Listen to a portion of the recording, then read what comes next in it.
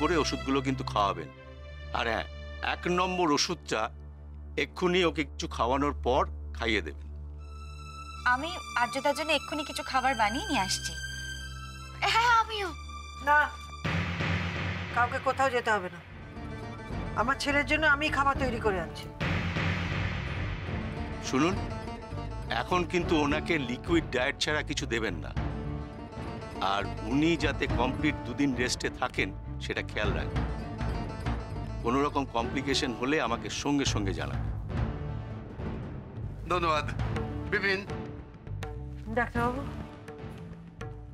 ভয়ের কিছু নেই তো? না, যা ওষুধ দিলাম তাতে 2-3 দিনের মধ্যে সুস্থ হয়ে উঠবে। আসি। আসুন আসুন।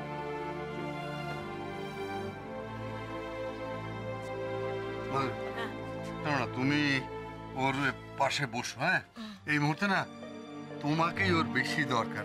আমি যাই ডাক্তারবাবুকে একটু এগিয়ে দিয়ে আসি। ঠিক আছে? হ্যাঁ।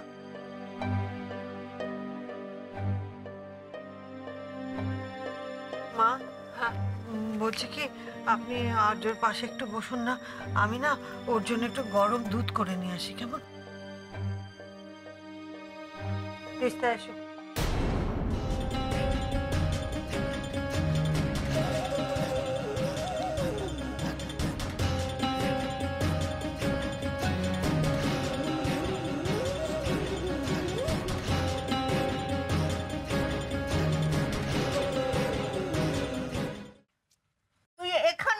কেন দুধর কাছে বসতে পারছিস না? তোকে একটা কথা বলি রে বড়নাথ বাবু, জীবনে বিপদ আসবে, ঝড় আসবে, কিন্তু তখন বুক চিতিয়ে লড়াই করতে হবে। লড়াই তাহলেই দেখবি সব বিপদ একে একে সব সরে যাচ্ছে। এরকম কাঁচু মাচু মুখ করে থাকলে কি হবে? শক্ত হতে হবে, শক্ত। তুই তোর অর্ধাঙ্গিনী, তুই ওর মাথার কাছে গিয়ে বস। আমি মেজোকে বরং বলি, হ্যাঁ, বড় ভাইয়ের শরীর কেমন আছে? কিন্তু ঠাম্মা, মা যে বললো। মা বল আর অমনি কথার মধ্যে তুই সেরিয়ে যা। শোন, ও তো মা তার প্রাণের চেয়েও ছেলেকে অনেক বেশি ভালোবাসে। এ ভালোবাসার দাবি আছে, অধিকার আছে। ছেলে মেয়েদের ভালোর জন্যই তো মা বলে। আর একটু কিছু শুনলি অমনি তোর মুখটা ভার হয়ে গেল, তাই না? শোন ভাই, তুই তো অর্ধাঙ্গিনী, তুই তো ওর বউ। ওর ভালো মন্দ, ব্যথা বেদনা তুই যতটা না জানতে পারবি আর কেউ জানবে?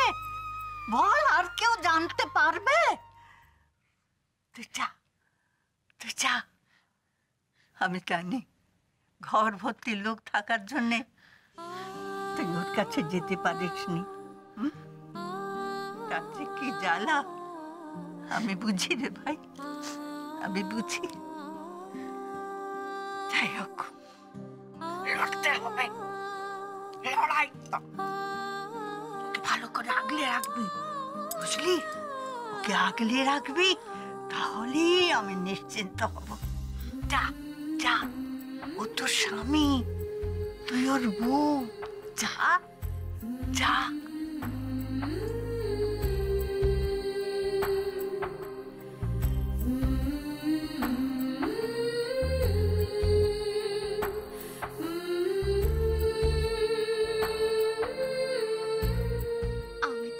অর্ধাঙ্গিনী, আপনার সব ভালো মন্দ সব কিছুর অর্ধেক আমার।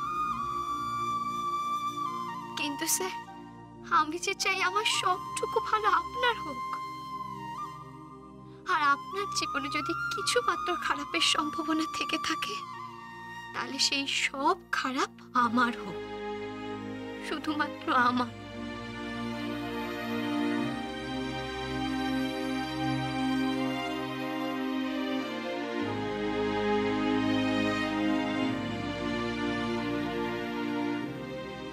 Yeah.